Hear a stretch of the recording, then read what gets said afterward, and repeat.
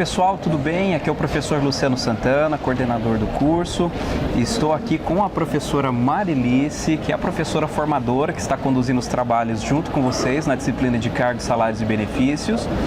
E neste vídeo nós queremos apresentar a vocês alguns itens ou alguns termos importantes, definições importantes sobre a nossa disciplina, que é cargos, salários e benefícios. Tudo bem, professora? Tudo bem, Luciano. É um prazer estar aqui contribuindo mais uma vez para o nosso aprendizado e que vocês possam compreender nosso conteúdo. Que legal. Bom, para começar, professora, eu gostaria que você comentasse o que vem a ser o cargos e salários e qual a importância dessa ferramenta para a área de recursos humanos. Cargos e salários, pessoal, professor Luciano, é um documento importante, ele é formal, vai levar um tempo para a gente preparar ele, porque a gente faz toda uma descrição da realidade existente da empresa, desde as descrições dos cargos existentes, viu, pessoal?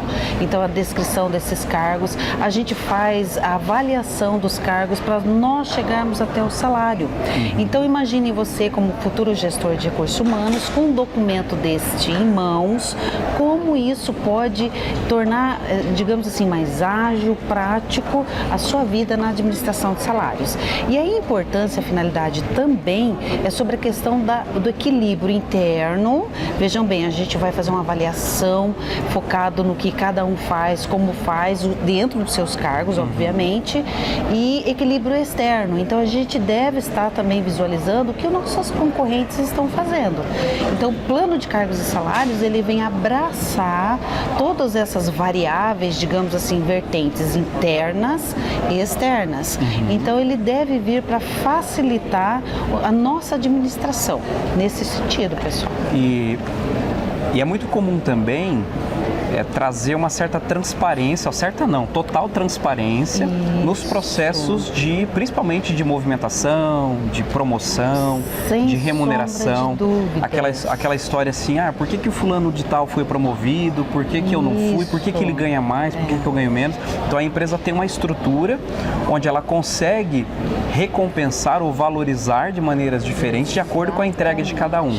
Não fica aquela coisa assim também, o Luciano é o preferido. Não, é assim, o Luciano, a Marilice, você que está assistindo, você foi promovido, você foi remanejado, mas levando em consideração, você se preparou, um grau de instrução, a graduação, pós-graduação, você tem algumas competências diferenciáveis, habilidades que você desenvolveu. Então, o plano de cargos e salários, ele vai fechando todas essas questões e não deixa essas brechas, de dúvidas que o professor colocou muito bem. E isso vai aparecendo lá no processo de avaliação, a instrução, formação e tal, que são pesos que são dados a esses requisitos para quem atende e consegue galgar novos postos ou uma faixa salarial diferente. Isso, até na segunda aula a gente falou dos métodos de avaliações, mas não tem como não falar agora dos fatores, Então, os fatores de experiência, de instrução, de conhecimento, de responsabilidade, extremamente importante, e variáveis de um cargo para o outro, Então, eu sou professora, o professor Luciano é o coordenador, então vejam bem a responsabilidade de todo o curso, eu tenho toda uma responsabilidade em cima da disciplina, e isso é medido, isso tem que ser avaliado. Bacana. Bom, para a gente continuar, espero que esse conceito básico e a importância para a área de gestão de recursos humanos tenha ficado um pouco mais claro para você, gente. O cargo e salários hoje é uma área, inclusive, de especialização de carreira na área de RH, certeza. Conheço vários profissionais, inclusive posso falar por mim, já trabalhei muito tempo prestando serviços em projetos de cargos e salários. E é uma área, para quem consegue dominar toda a metodologia de aplicação, de implantação, é uma área que remunera muito bem, exatamente pela complexidade que é, todo o tema. E até por falar nessa questão da complexidade, não tem como, professora? É uma disciplina complexa. É complexa, ela não, eu concordo com vocês que não é de fácil entendimento, por isso que a gente tem que pegar do início a leitura e ela vai se compilando, ela vai se desenvolvendo a uma sequência sequência de raciocínio. Então, por favor, leiam, façam a leitura, questionem, né? Não só com a professora, com as mediadoras, e é uma evolução, ela é uma evolução, até a gente chegar onde? Na carreira que o professor acabou de falar. Então, para a gente poder nomear uma promoção, um remanejamento, movimentação dentro da empresa, existe todo um histórico desse colaborador. E aí né? você tomar uma decisão mais assertiva, mais correta, Exato. que atenda às necessidades das pessoas, que atenda à necessidade da empresa, né, de uma forma coerente. Então isso, como uma ferramenta para a gestão de RH, é muito importante. Extremamente importante. E por incrível que pareça, existem grandes quantidades de empresas que não possuem uma mínima descrição de cargo, né? Quem dirá uma política salarial? Então vejam bem, para vocês entenderem, a subjetividade, né? Então fica assim no achismo.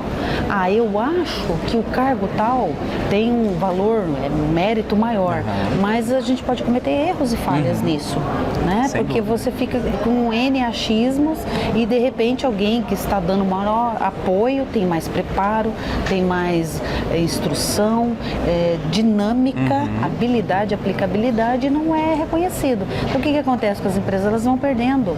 A pessoa que cai essa ficha, ele vai procurar uma empresa mais séria. Sim. Uma empresa séria, assim, que dê Está aproveitando o potencial, né? valor Ela nesses tem. quesitos, entendeu? E aí, por ser uma disciplina ou um tema complexo, ela envolve aí, converge diferentes subsistemas da área de RH, ou pelo menos se relaciona, né, com recrutamento, com seleção, com treinamento, com várias áreas, né? Com segurança do RH. trabalho. Com tudo. Como que o cargo de salários ele vai se conectando com todas essas áreas e ajudando a estruturar, inclusive, o departamento de RH? Sim.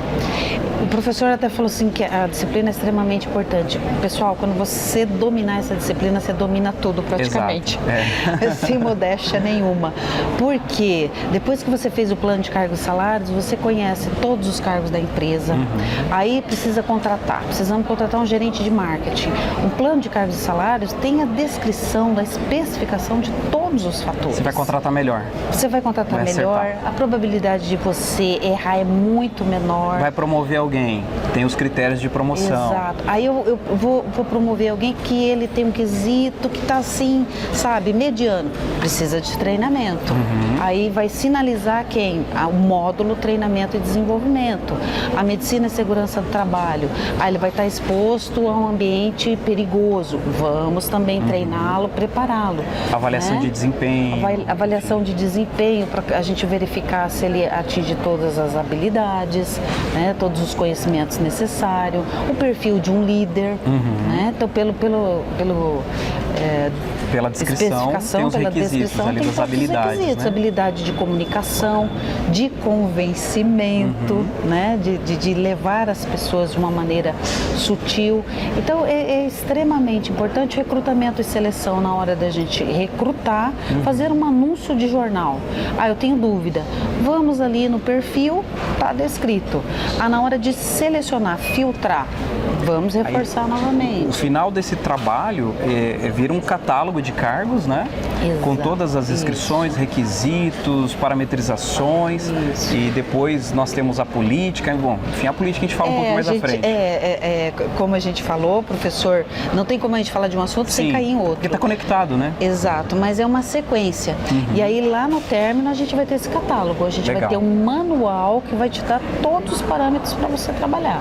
Legal. Né? Professora, pensando aqui na importância dessa ferramenta, né, o cargo de salários como uma ferramenta da gestão de RH, como que o profissional de RH ele pode proceder para conseguir mais sucesso na implantação desse subsistema que é o cargo de salários?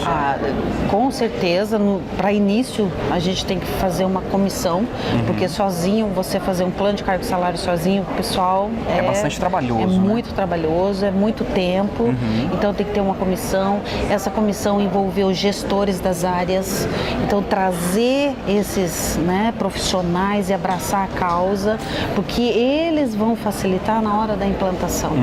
Na hora da implantação, na hora eles se tornam porta-vozes, né, da causa. Exatamente. Eles então o poder de que eles possam realmente conceber a ideia, entender o porquê, tá? Então não deve ser um plano assim imposto, mas algo que venha sendo compartilhado, porque aí a aceitação e até que as pessoas possam entender, porque pode ter movimentação, horizontal, remanejamento, vertical, que é extinção uma de cargos. Eu tive, aproveitando, eu tive a oportunidade de aplicar já, ou de participar de implantações de cargos e salários. Uma empresa, por exemplo, tinha 54 cargos. Chegou ao final de todo o mapeamento, enxugou para 30 e poucos. Olha. Porque tinha muito cargo repetido, com tarefas que eram similares, com nomes, só o nome que era diferente. E aí começou a juntar, a gente começou a compilar tudo e enxugou o organograma da empresa. E algumas pessoas foram adequadas, foram, né, remanejadas, como a professora comentou, e outras, infelizmente, tiveram que ser dispensadas e tal, mas assim, de uma forma muito consciente. Isso. A empresa tomou a decisão de forma consciente, isso que é mais importante. Envolvendo todos, Envolvendo né? todos. Quer dizer, é extremamente importante o que o professor colocou, porque você trabalha todo o organograma, toda a estrutura, né? Então jamais eu posso fazer sozinha. Um pouquinho de OIM jamais, aí, né? Jamais eu e o professor Luciano vamos chegar lá e fazer a coisa acontecer. Não. Claro que tem toda uma técnica, o conhecimento e a empresa e por né? mexer tão fortemente em toda a estrutura da empresa, é uma responsabilidade gigante para esse profissional de RH que vai estar à frente do projeto. E por isso que é necessário todo esse volume de conhecimento, esse volume o conhecimento sobre o método de como fazer da melhor forma possível, até porque não tem um método só, né? Não. Existem vários métodos, mas a gente pode conversar um pouquinho mais à frente. De dados, exatamente. E, professora, então assim, é importante planejar, sem dúvida nenhuma, envolver os líderes, né, ter um comitê para ajudar a decidir. O RH em peso, provavelmente. E aí vem a fase de desenvolvimento ou de elaboração, onde você faz descrição, mapeamento, análise, todo... Coleta de dados. É a parte mais demorada e mais pesada em termos de mão de obra, né? É porque envolve inclusive os usuários, os colaboradores, eles vão ter que dar o parecer deles, né? Alguns se sentirem retraídos, podem não dar toda a informação, então aí a gente também tem que ter a ajuda dos gestores, até por falta de conhecimento. Ele mesmo sabe exatamente o que ele tem que fazer. Ele nunca parou para pensar sobre isso, né? Não, e ele vai faz, provocar ele a como o professor refletir. falou, faz as coisas repetidas. Aí 1, 2, 3, 4 faz o mesmo serviço sem eles saberem. Isso. Né? Isso é muito comum acontecer em empresas mais familiares. E aí contrata uma pessoa, coloca para fazer. Daqui a pouco contrata outra para fazer alguma coisa parecida, mas já com outro nome, com outro salário, com outro cargo, outro salário. Mas por que você faz isso? Vira uma confusão. Assim. Vira uma confusão. Assim. E aí, por fim, a implantação, né? Que vem aí toda a mudança da questão do alinhamento de cargos, da implantação efetiva das faixas salariais, depois o acompanhamento, né? O monitoramento. Na verdade, não para, né? O plano de cargos e salários, a gente até falou na última aula, alguém perguntou o aluno quanto tempo que a gente levaria para periodicamente revê-lo. Sempre que necessário. Sim, né? Descrição de cargo está sempre mudando. Sempre mudando, aquela adaptação que a empresa vai passando, o mercado exige e algumas correções. Isso. Porque a gente trabalha e às vezes tenta passa acertar, alguma mas coisa, passa. né? Então, está corrigindo, está envolvendo o pessoal e eles sentirem que eles são importantes para essa empresa, né? Não é padrão, mas no mínimo uns 6 meses para depende do tamanho da empresa, né, da complexidade, mais uns 6 meses para fazer o mapeamento, descrição e tal, mais uns 6 meses para montar toda a política, todo, né, o impacto de custo em folha e tal, montar a estratégia de implantação. Um teste piloto para ver quanto que isso vai custar, né? E aí mais um ano para fazer a virada de chave. Isso. Porque você pode mudar por setor, você pode mudar tudo, você uma pode filial. Exato. E a coisa se ajusta. Então é um trabalho a médio e longo prazo. Isso, não é uma coisa que você faz rápido, né? Eu já tive uma vez uma proposta, professor, de fazer, a pessoa pediu para ontem. Eu falei, não mas como tem para jeito, ontem? né? Uma empresa de médio, grande porte. Não tem como, varinha gente? mágica, então, né, professor? Não. Aí eu vou ser sincera, eu sutilmente falei, não é possível. Pois é. Não vai E dar. muita responsabilidade, porque a gente está impactando a empresa, financeiro, estrutura, processo da empresa, impacta a vida das pessoas envolvidas, a forma como elas trabalham. Muitas vezes a ocupação que elas têm ali dentro da empresa. Então, é muita responsabilidade. Professora, para a gente fechar, a análise de cargos é uma atividade de suma importância, talvez a atividade de entrada, né? Depois que estabelece o comitê, a atividade que leva mais tempo, que dá trabalho para fazer, é fazer o mapeamento e análise de cargos. E existe alguma recomendação específica para a gente conseguir fazer essa análise de uma maneira mais adequada, mais assertiva? Eu acredito que você convocando novamente, eu reforço os gestores e levantando com eles os cargos chaves, por exemplo, um cargo chave, o vendedor, o gestor.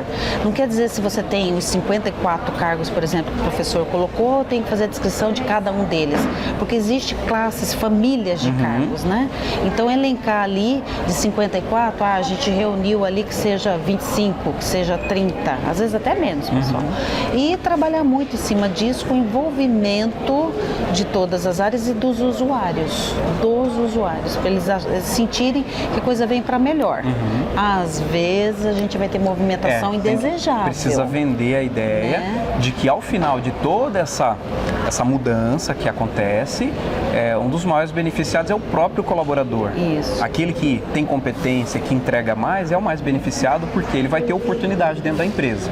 E alguns cargos vão ter até um enriquecimento, né? De cargo e tal. E para a gente pensar a descrição de cargo, quais elementos a gente deve observar para compor uma descrição bacana?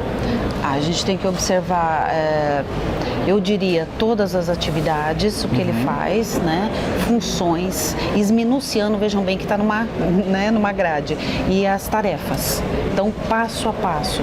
Então, o que faz, por que faz, bacana. Como faz, onde é feito, tá? Você trabalha individualmente, equipe. Aí, pessoal, pode olhar lá no nosso livro, que está bem completinho. Tem vários exemplos até. Tem várias perguntas. Dentro de uma função, você pode ter 5, 6 tarefas. Né? Então, esminuciando o passo a passo. Por que tudo isso? Vocês vão falar, nossa, professor, é muito demorado. Não, mas vai exatamente como o professor falou, filtrar se ele faz realmente as atribuições dele ou se ele está fazendo coisa de outro cargo. E até nas oportunidades que eu tive de fazer descrição de cargo, a gente tinha um formulário. Uma das formas é o formulário, né, de entrega para as pessoas. Outras pode ser feito com entrevista, observação. São várias as técnicas, né? Isso. Eu sempre utilizava o questionário e depois complementava com a entrevista, quando faltava alguma coisa. E ao final do formulário, eu tinha 3 perguntinhas que não tinha muito a ver com o questionário em si, com as tarefas, mas era assim, o que você faz, né, que aí compunha todo o formulário. E aí no final tinha 2 perguntinhas. O que você faz e ao seu modo de ver não deveria fazer. Olha, interessante. E o que você não faz e que deveria fazer. Bacana. Professora, Fechou. essas 2 perguntinhas, ela trazia muita informação que não aparecia às vezes no escopo ali do formulário, geralmente do questionário. Nem vem, né? E revelava o que a gente fala que era a sobreposição de atividades. Que eu achava que você fazia, mas aí você achava que eu também tinha que fazer. E ninguém fazia. Fazendo, 2, 3 faz. E aí o que era para eu fazer eu não fazia, porque eu estava fazendo outra coisa. E assim vice-versa. E aquela confusão toda dentro da empresa. Então a gente tem aí uma certa transparência, um certo alinhamento exatamente das tarefas que tem que ser feita extremamente importante. por cada um. Beleza? Professora, legal. Obrigado pelo nosso vídeo aqui, esse bate-papo. Estamos aqui na biblioteca da sede da Unicesumar, estamos em semana de provas aqui, a biblioteca está fervendo de pessoas aqui estudando, se preparando para provas. E é um espaço muito agradável porque remete ao conhecimento, né? Exato. Muito bom. Dá uma satisfação ver tudo muito isso, legal. gente. Eu espero que vocês também se dediquem Me sinto bastante. jovem aqui, professor. A gente está sempre aprendendo com os jovens, isso é muito bom. Graças legal. a Deus. Pessoal, obrigado pela atenção de vocês. Obrigado, Grande professora. abraço, a gente se vê aí no próximo vídeo. Tchau, tchau.